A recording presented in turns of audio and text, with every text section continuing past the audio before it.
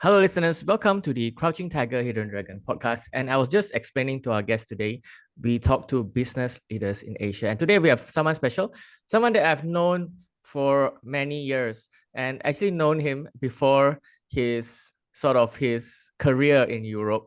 And then when he came back to Malaysia, I decided to get him onto the pod. And today we have an innovation coach. And today's main topic is very interesting. It is about design thinking. It is the buzzword that many people know, but people don't really know as well. So I decided to get an expert on this. So today we have Jentz Tan with us, right? So Jentz Tan, we originally know each other when he was in Malaysia, and then suddenly he moved to Europe. All right. So later maybe he'll tell us the story about that. So let me introduce Jentz. So Jentz is a seasoned innovation coach and design thinking expert, and he specialized in guiding teams through complex challenges and unlocking impactful solutions. So he has been on different teaching teams. Number one, he was at IDEO U, IDEO, and then he was at the LUMA Institute and also the Hasso Plattner Institute D-School. And he has trained over 800 employees independently over the course of 3 years. And he is actually passionate about helping organizations embrace design thinking and innovation to achieve their goals. So, Jentz, welcome to the show. Hello. Thanks for having me here. Yes, Jentz. So, first question I have for you. So, this is the Crouching Tiger, Hidden Dragon podcast. So, what is your favorite kung fu movie? Well, I've been living abroad for 6 years in Europe, and I've always wanted to watch some kung fu movies, and unfortunately, the few were just available on Netflix. And my go-to back then, that was available on Netflix even until now in Europe, it's Kung Fu Hustle by Stephen Chow. Yes, yes. Good choice. And a lot of my guests actually mentioned that movie. It is a great movie. I can tell you. So, if you watch that movie at Mamax, sometimes they play it at the TV, the television on Mamax. So Mamax is like our Malaysian local restaurants, right? So like even if you don't understand Chinese or if you don't speak a single Chinese, it can be Indian, Malay, can be foreigner, you understand that movie. You don't have to know Chinese. It is a very dramatic movie. There's the like Jentz mentioned to me the mafia dance with the knives. So there is a very iconic scene. One of the very iconic scenes. There's so many iconic scenes in that movie, right? That is possibly the one movie I can watch over and over again without being bored, because it's like, wow, I want to see this. I know this is coming up. I still want to see. I want to see the landlady. I want to see the.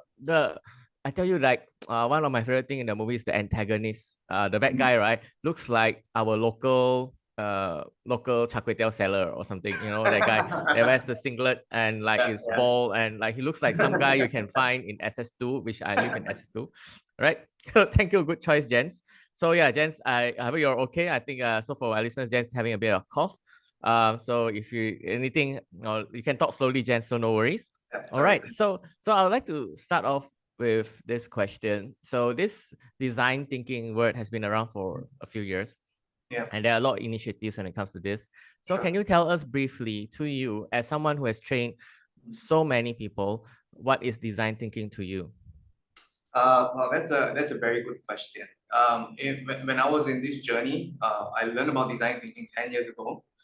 And obviously 10 years ago, when I first learned about it, I just picked on the definition of what was introduced. And back then it was the human-centered approach to innovation, right? Basically, you want to put people or human at the center of either your decision process, either your research process, and then based on people, you make the decision to innovate. And as I journey through the past 10 years, I've obviously pivoted in my definition. And that's something actually at the Hasso Plattner Institute or D-School, we actually encourage. We want people to first experience what design thinking can do, and then eventually find what that means to you individually. So I've learned over time that design thinking, to my perspective and my experience, is a process that develops self-efficacy into solving problems. And that problems could be organizational problems, could be business challenges, but also for individual issues that you face on a day-to-day basis as well. So in a nutshell, design thinking is a process that develops self-efficacy for individuals to solve problems that they face on a day-to-day basis. Thanks, Jentz, because I believe that is an evolving definition. So thanks so much for sharing that. So my next question would be, how do you get into design thinking? Um, so also a very interesting journey. I think it also happens very coincidentally. My background is in business. I majored in accounting. So I think back then, Bob, when you know me, I think I was transitioning from, I could have been working as an auditor. I worked as an auditor for 3 years of my career. And then while working as an auditor, I was always very curious about how work culture is like in other industries. I mean, in an audit is pretty much black and white. It's very rigid. And I was thinking like, hey, how it's, working culture in different industries like advertising could be like. And I decided to, hey, why not just try it out, right? If I don't like it, I can always go back to audit. So I then pivot over to advertising. And in advertising, I really like the working environment, how dynamic it is, how people can, come up with ideas and explore different ideas. So I stayed 3-4 years again in advertising. It is while I was in advertising, a friend of mine came and said, hey, Jentz, since you're in advertising, you should consider going for design thinking. I think it's going to be super relevant for your work. It was also the same time my boss back then said, hey, you should consider this framework as well so that, you can evolve in your work that you do for client. So I was like, okay, I go search it up and I find it pretty interesting. I signed myself up and I went for the program, which is, I think, a 30 full days program over a span of I don't know how many months. So Monday to Friday I work, Saturday, Sunday I attend the program. It's a 30 full days program.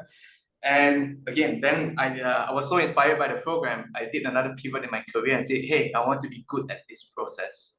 And that's how I entered that field.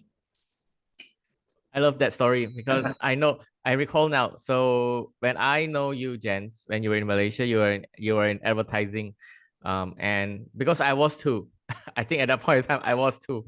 That's why we connected, and yeah, so good to hear that, and good to see that you take action. And then as of today, you are now an expert in this.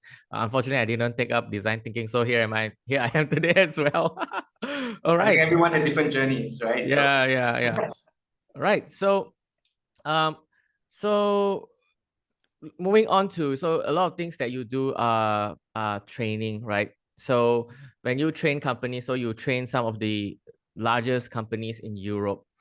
So what are the key challenges when you help these companies train their employees when it comes to design thinking? Well, most of them, when they come for training, I mean, there are two types of people that turns up. One, they are very passionate about design thinking or human-centered design, and they say, hey, I'm very interested to learn. But you also have a group of people who joins it because their bosses say, hey, you should go. So when it comes to training, I think these were the two types of people. Obviously, the people who are passionate about it, it's always a great thing. The people who are there because they are asked to go, it does take a while to help them get into the rhythm of design thinking, right? But not just training, right? Like I was in a project where a few years ago, helping to do internal transformation because the company wanted design thinking to be one of the ways they operate as an organization as a whole. And we have to come in as a team and then think about how can we cascade down the design thinking mindset and approach to organizational wide employees. And the first hurdle that we have, it's not about giving that knowledge to them or creating that workshop, because I think we were the team and I was working with, we are very knowledgeable in creating workshops and sessions and facilitating them. But the biggest hurdle that we have is how can we get people to have the desire and that they say they want to learn this. For us, for me, that's one of the biggest learning in my career, that no matter how knowledgeable you are, right? When people don't have the awareness and the desire to learn, what you teach will not be impactful at the end of the day. So I've learned, and then in that project, I've learned about this model called the ADKAR model, ADKAR, that if next time in the future, whatever knowledge that you have, the knowledge that you want to transfer to other people, you first must make sure that you create the awareness to the people that you're transferring that knowledge first, and then hopefully by creating that awareness, they would then have the desire to say, hey, Bob, I know that you have that knowledge. Can you come and teach me that knowledge? And that's when you only do the workshop, you do the training, and then you offer that sessions to them. So that for me is the biggest hurdle, creating the awareness and the desire before even doing the trainings that you're called to do. Thank you, Jentz. All right, so creating the awareness and desire. All right, so that is a fair point. So for my audience, right, so maybe my audience is wondering, so we have now known the definition of design thinking. So what solutions has design thinking developed and has impacted an organization? What solutions? I think there are plenty out there. If you do a quick search on design thinking as some case study, one of my favorite projects that, not mine, I'm still very inspired by that project. It's darn, I can't remember the person's name, but basically he's okay, I remember now. By this engineer by the name of Doug Dietz, and he is an engineer that designs MRI machines. And for those of you who have been through an MRI machine, it's actually a pretty scary experience. Unfortunately, I've not been through, but speaking to people, I've heard their experience of going through an MRI machine. So Doug Dietz was the brainchild of MRI machines for I think GE, and he was basically involved in innovating that. And one day, while he was doing his rounds or inspecting the machine, he came across a father with a child, or maybe not a father, a parent with a child. And he was thinking, wow, it's so nice that the child followed the parent to the hospital so that the parent can go to the MRI machine. So as he observed the parent and the child, he realized, hey, it's actually not the father or the mom that's going to the MRI machine. It was actually that young little girl who is, I think, 5-6 years old. And then he stood at the corner and he started seeing the interaction between the parent and the child. The parent have this word with the kid and say, hey, I want you to be a brave girl. I want you to be, to be brave, to go in on your own, to lie down still and then go through that scan, because this is all going to help you to, to find the root cause of the problem. And obviously, and after that pep talk by the parent, the nurse opened the door and the girl and the father see this big gray machine, and then the father have to wave goodbye and say, or the parent have to say wave goodbye and couldn't answer. And obviously the young girl cried, right? Can you imagine 5-6 years old or 7 years old, whatever that age is, you have to go through the MRI machine alone, don't even know what that is all about. On top of that, you must be going through a very severe illness that you have to go through an MRI machine. And then Doug Dietz, observing at the corner, he had a moment of realization that, hey, I didn't create a machine that helps people to overcome sickness. I actually created a monster for children. And then he told himself, how can I make the life of the children who is already so sick to go through a better life, to live a better life? And he went through and applied design thinking. And by going through design thinking, he revamped how the MRI machine experience looked like. And if you do a search on internet, you'll be able to see the transformation, the before MRI and the after MRI. But in a nutshell, what Doug Dietz did was he created an experience out of it for the children. So imagine this. Imagine a 6-year-old goes to the hospital, have to go through an MRI machine, and he was greeted by a nurse wearing, let's say, a sailor's costume. No longer a nurse white costume. And then the nurse would say, hey, welcome on board. Today you're going on an exciting journey. I want you to go into a pirate ship, because in that pirate ship, you will then reach the end of of an island to grab a treasure. So that switch the whole experience from, hey, sign up forms here, please do that and do this. That create an experience like a theme park. And then tell the kid, all right, now when you're on the boat, which is the MRI machine, you have to stay still, because a pirate hook is going to come search the ship, and that's where you hear the footstep noise. Those are the footsteps of the pirate. So in order for you to get the treasure, you have to stay still and not to be disturbed, or not to get caught by the pirate. And then obviously, when you turn that whole MRI machine story, when you turn that whole MRI journey into an experience, kids play along with it. Now, to cut the long story short, what is the output or the impact, right? What used to be a very high sedation rate, doctors have to sedate the kids, so that they can go through the MRI machine. to scan effectively. Now the sedation rate, I think, dropped dramatically. And how did Doug Dietz realize that he created a good solution was one day when he implemented this solution, he decided to follow the parent and the child home in the car ride. And according to him, this is what the child said to the parents: "Mom and Dad, can I go again and take the pirate ship one more time?" So turning what used to be a monster for children, it's now like a theme park experience for the kid that they want to go forward again. And that's one of the beautiful case study I've heard out there about design thinking. Thank you, Jentz. Can we find this MRI machine in Malaysia? Well, honestly, you can, because if organizations want to, they can, and it's not very expensive to do it. Yeah, I mean, if you do a quick search, right, it's just basically painting the walls like a pirate ship, buying costume, and that's it. Nothing about the machine is different, you know. So my question is, how often do organizations go that extra mile to make the experience more human? Actually, very little. And people think that, to make the experience more human, has to invest a lot of money, have to create new technology. Not entirely true. If you look at Doug Dietz, for an example, what they did was they just painted the walls like a pirate ship. They get nurses and doctors to wear sailors and outfit or pirate outfit. It won't cost a lot of money. The MRI machine probably costs way 100 times more expensive than redesigning that space. So if you ask me, it's possible. Whether they want to, maybe that's a question that they have to think about. Maybe let me ask you something, and it is whether it is design thinking or not. Maybe it is. So this is something I heard, and I think it is true. I maybe have experienced this also. So like we take elevators almost every day. We're in KL, and a lot of us takes elevators up and down. So what happened was, some people realized that some people complain that elevators are slow, especially in very high floors.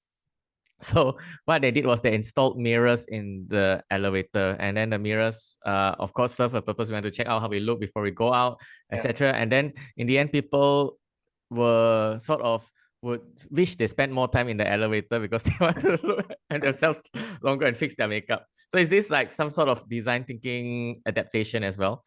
Well, to qualify as a design thinking adaptation, the first thing is, how did the team reach that decision of installing the mirror, right? I think the key point here is, did they do research to understand that people in the elevator wants a mirror or needs a mirror? If they say yes, in our research, after speaking to the people who live in this apartment, people on the high floor, do need them, and then you install the mirror, yes, then I would say it's design thinking. Otherwise, you're just putting a mirror, assuming that this is what people want, and you were just lucky. I think that's where the differentiation is. Awesome. Then that leads me to a question. Is there like a process for design thinking or a framework that we follow? There is.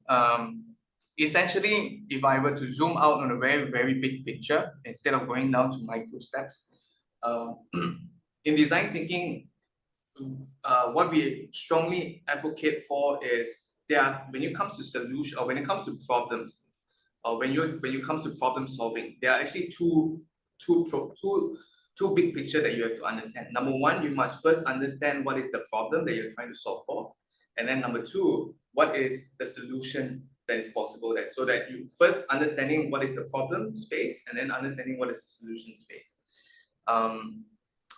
So that's a big picture. And to give another example, I've heard a recent colleague of mine, and he shared a story of how his kids' grades were not doing very well, and was not doing well in schools, and the grades just keeps dropping.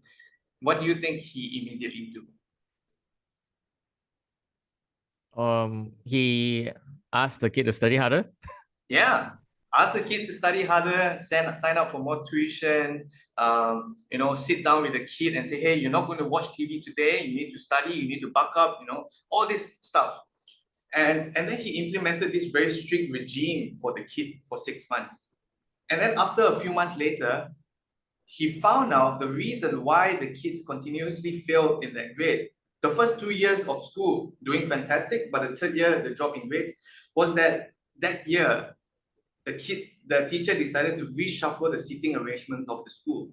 This kid used to sit in the first row, now sit at the last row, because the teacher says, yeah, since you are so good already, Why not you sit behind? Let me focus on the students who are weak. And as it turns out, the kid had eyesight issue. How would a young kid know they got eyesight issue? Right? And poor kid for 6 months, extra tuition, no more TV, no more playtime. Not even the kid's fault.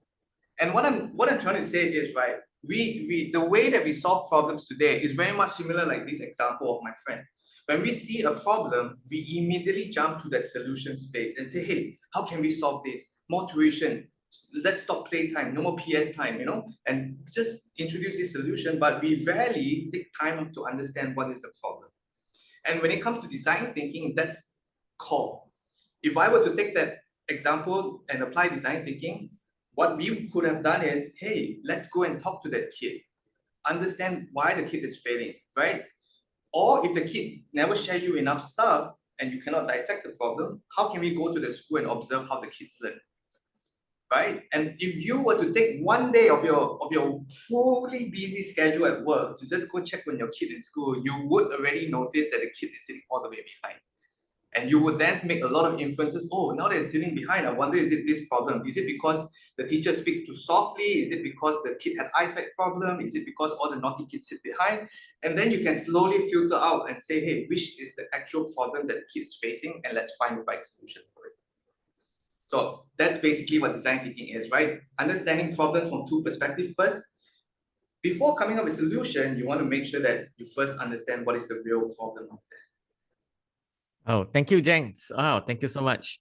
Right, that is an inspiring story, and I love that because I think you are a very good trainer. Because in the end of the day, we will remember stories. I don't remember points 1, 2, 3, 4. I cannot even remember it 30 seconds later because of the memory, but I can remember a story like that. I'm already at the school. I'm already imagining myself at the back of class where I used to be. So now I know why I got bad grades. Nah, come on. Yeah. So like when it comes to design thinking, is it true that almost everyone can apply design thinking? Very good point. And I say yes. A lot of people come and say, hey, Jentz, can I use, organizations usually send their employees to workshops, right? And coming back to one of the questions earlier, what are the challenges you face? And people that comes are two types. One, they are very passionate about design thinking. No, it's all great for trainers. But the second one is, oh, I was forced here. I don't know why I need to learn design thinking. Everything in my organizations work fine. And one of the ways I convince them about design thinking is I say, hey, forget about your company. Not so important. It's important for you as an individual. You can also apply design thinking in your day-to-day life, right? And then I can share stories like what I've just shared just now about the kid, going to school, having bad grades. How do you solve them, right? Again, adopting the design thinking mindset.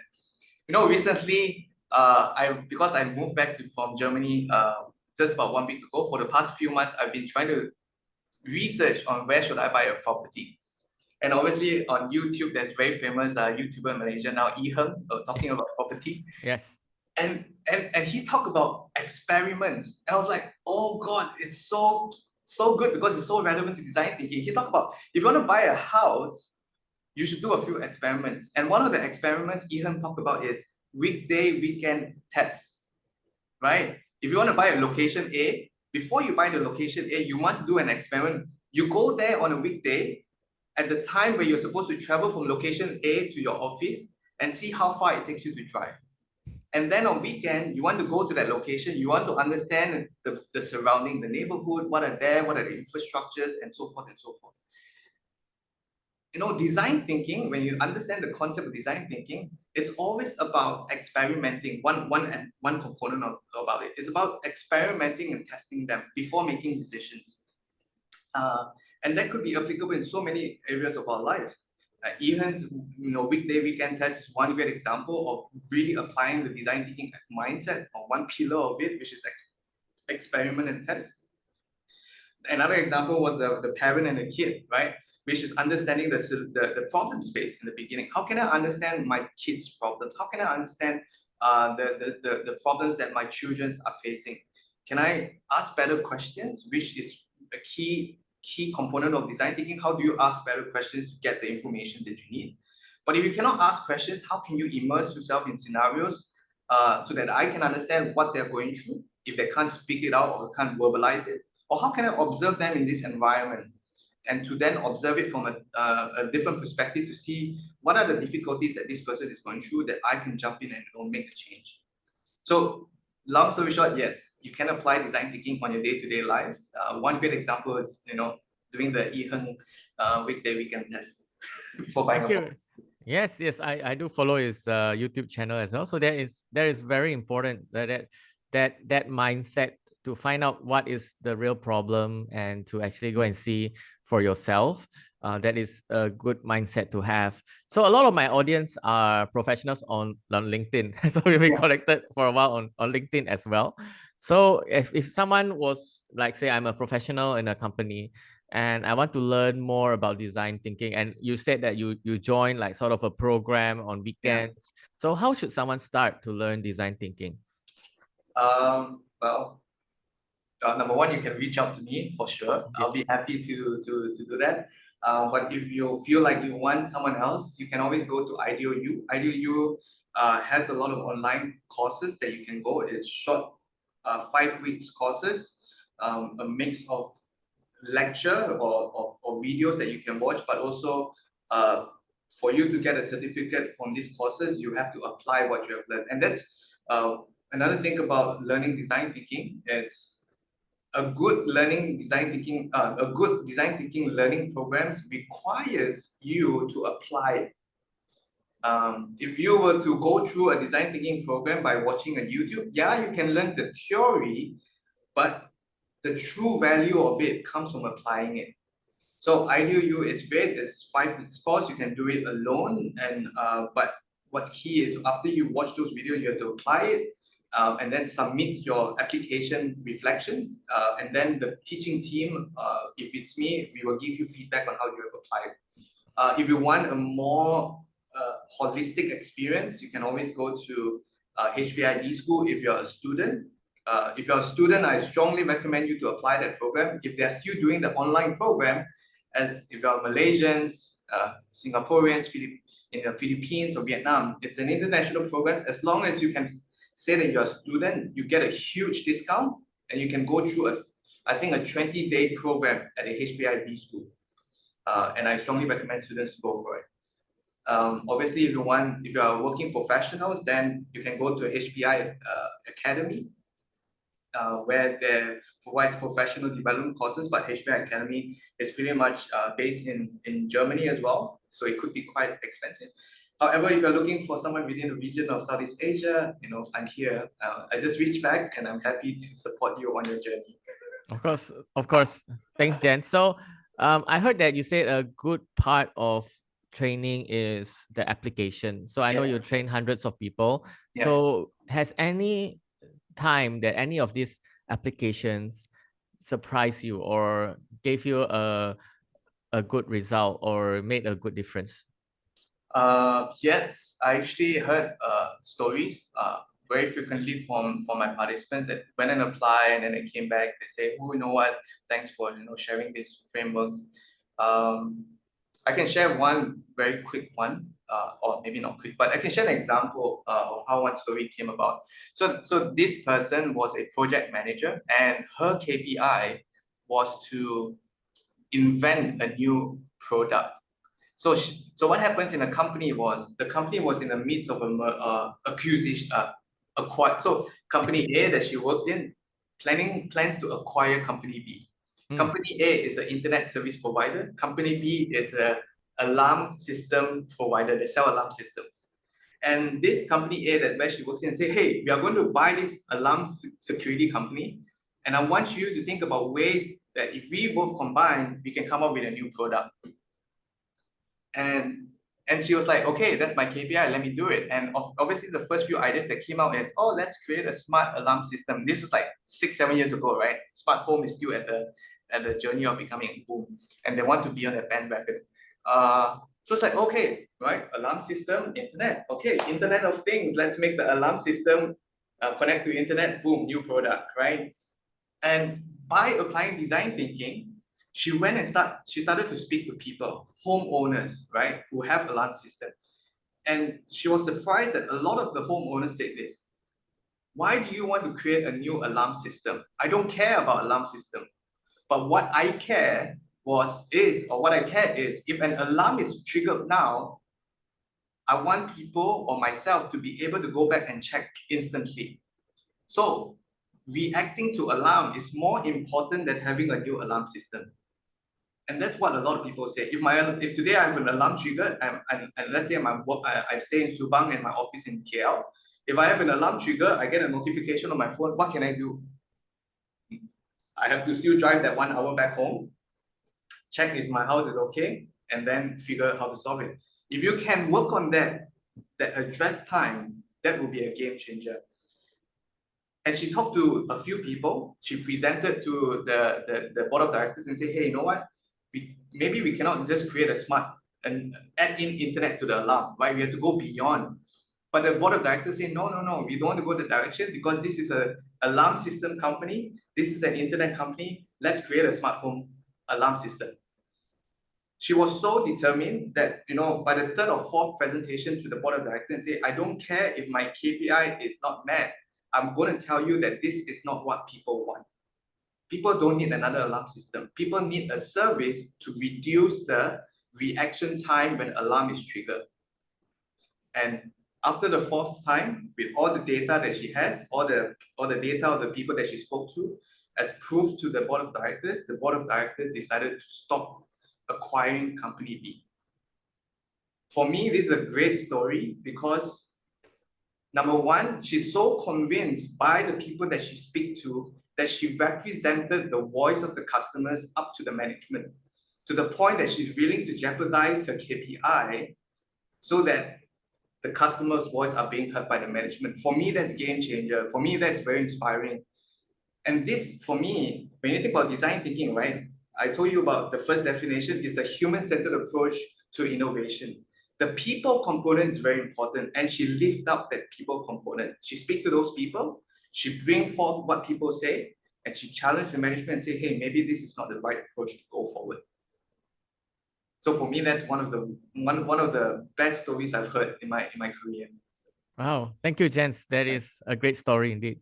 So yeah, thank you for coming on the pod. So last question before we wrap up. So right now you've moved back to Malaysia all the way from Europe. So what are you excited about? Can be design thinking or can be personally.